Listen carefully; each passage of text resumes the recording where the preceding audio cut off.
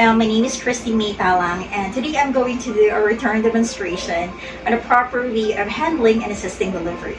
Okay, so of course, the first thing we'll have to do is to prepare our equipment. Okay, so all we have to do is to get our OB pack, put it in our Mayo table, okay, and check for the completeness of our instruments. So of course, in opening the Mayo pack, we can use our bare hands in opening the outer lining, but to maintain the sterility of the inside, we can use a sterile picking forceps in opening the inner lining. So let's do it.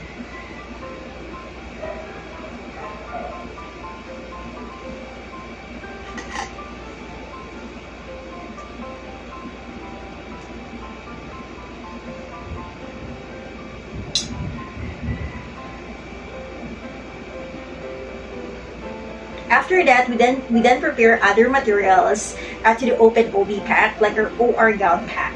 After opening the OB pack, we now open the OR gown pack. So same thing, we can use our bare hands in opening the outer lining, but we have to be very careful in opening the inner lining using a sterile picking forceps, because we consider the inner part as sterile.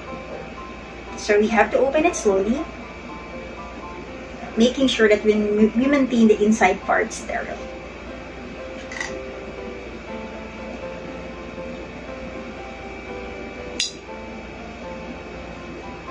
Of course, our nursing diagnosis for doing this procedure is that we risk for infection related to improper aseptic technique, and of course, our outcome or our desired outcome for this process is that the patient will remain free from any infection after the delivery. The assisting nurse will arrange the equipment according to use. So first is the bandage scissor. This will be used in cutting the perineal area. Next is the Kelly forceps, which is used to clamp the umbilical cord of the baby. Followed by the straight forceps, which is of course optional and used in some hospitals. Next is the umbilical scissor, which we use in cutting the umbilicus. And then after that, we also have the needle holder, which is used by the doctor when he or she is suturing or repairing the incision of the perineal area. And then we will also be using a tissue forceps with teeth.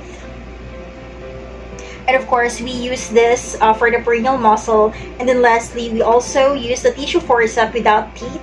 We also use this in suturing the skin. And then the circulating nurse will drop the locking equipment on the table, like the umbilical cord, the suture kit,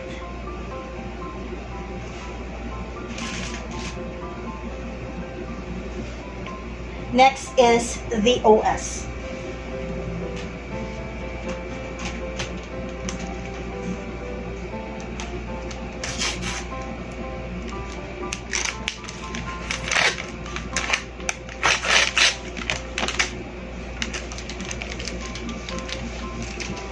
Now the nurse will prepare the lidocaine.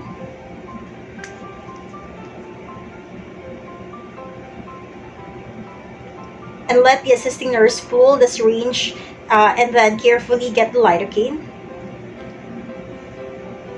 And then all we have to do is to put the cap back using the scooping method.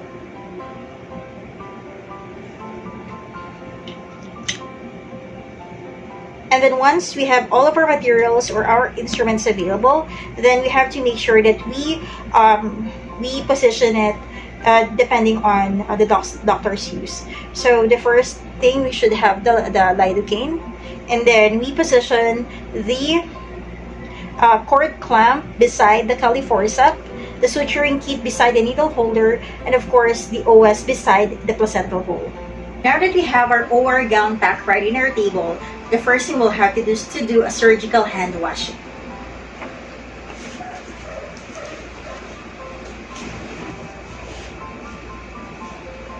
After doing the surgical hand washing, we have to dry our hands using a sterile towel. We have to make sure that we maintain the sterility of the table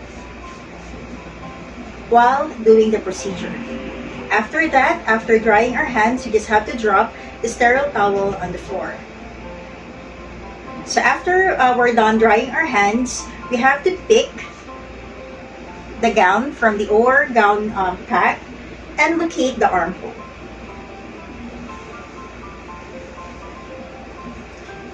Gently open it and slide your arms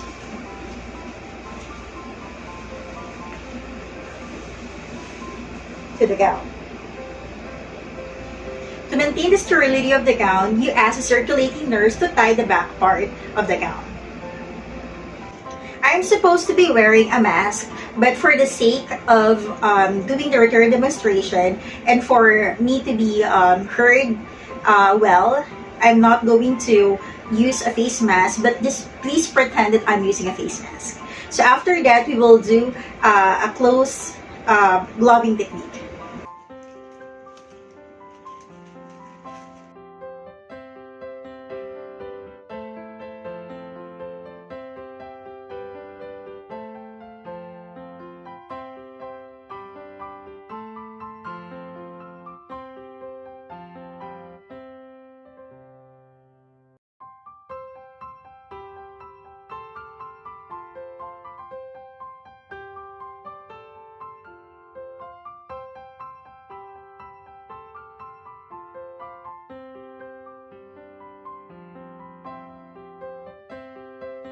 Handling delivery, of course, you have to make sure that we drape our patient accordingly.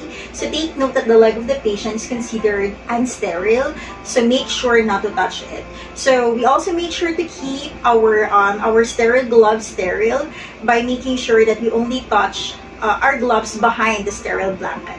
So the first drape that we will put on is on the leg part, followed by the abdominal part, and then last is the perineal part. So let's do it.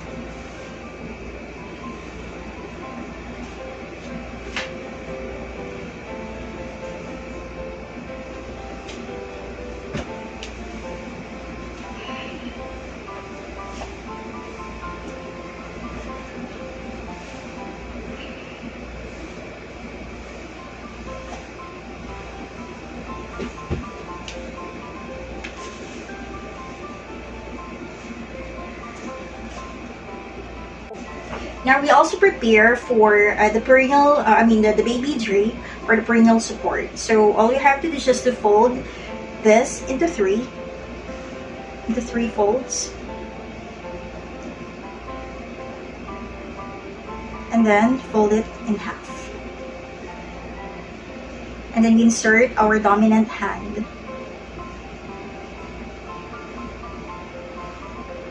So this we can use this on the perineal part of the patient while assisting in delivery. And then in assisting the delivery, you hold the thigh of the mother and then support the perineum in the other using our other hand until the baby is fully out. So once the head of the baby is out, we slide our hands to the neck and assist the body of the fetus that is delivered smoothly and easily. And then we drop the perineal support. So let's do it. So I hold the thigh, and then we support the head until it's fully out. And then we will check if the umbilicus is coiled. It's not. So let's continue to support. And then after that, we drop the perineal support and put the baby on the mother's abdomen.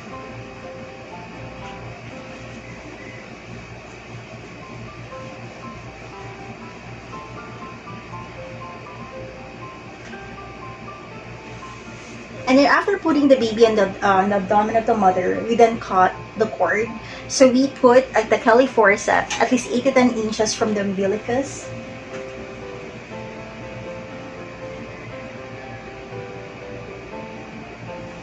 And then after that, 1 inch apart, we also put the cord clamp.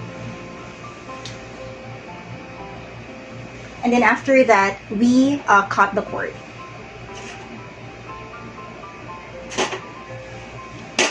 Using the umbilical.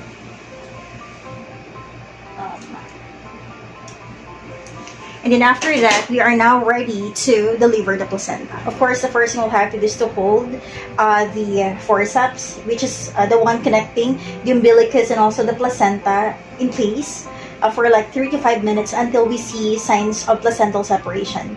And then after that, we roll the umbilical cord with the forceps And then we can use the Brandt Andrews maneuver, wherein we pull up and down, left and right, the placenta, and then slowly pull the placenta from the mother. And of course, take note to, of course, hold the mons pubis while doing or while exerting some effort.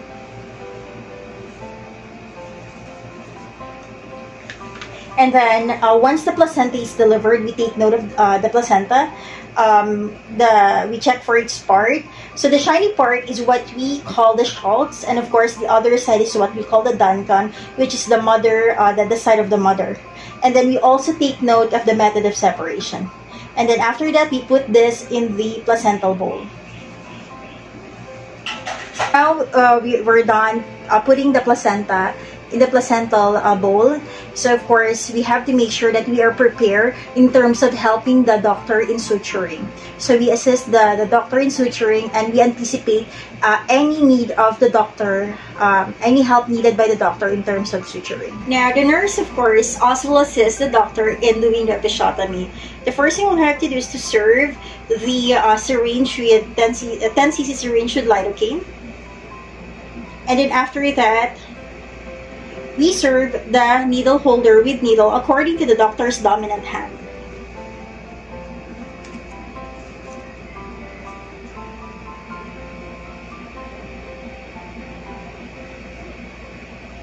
And then after that, for the doctor to be able to suture the perineal muscle, we serve the tissue forceps without teeth. And then OS if needed.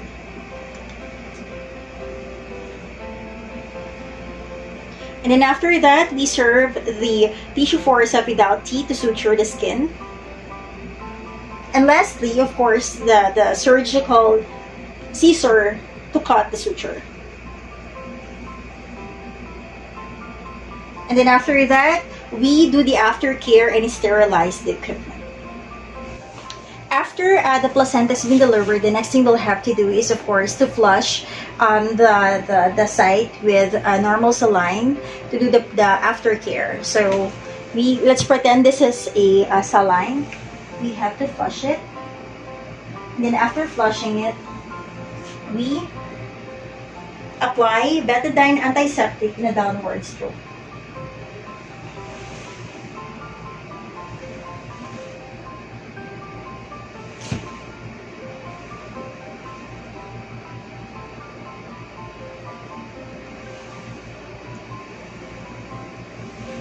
And then after doing it, we apply, of course, diaper for patient's convenience.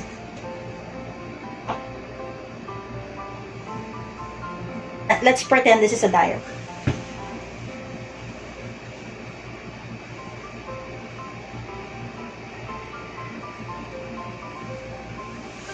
So after that, we now take the vital signs. We check for vital signs. We also check for the instrument if it's complete. And once the instrument is complete, the last thing we'll have to do is just to make sure that we monitor the patient for any signs of localized infection, which normally takes about 2 to 3 days. So that's it for assisting and handling delivery.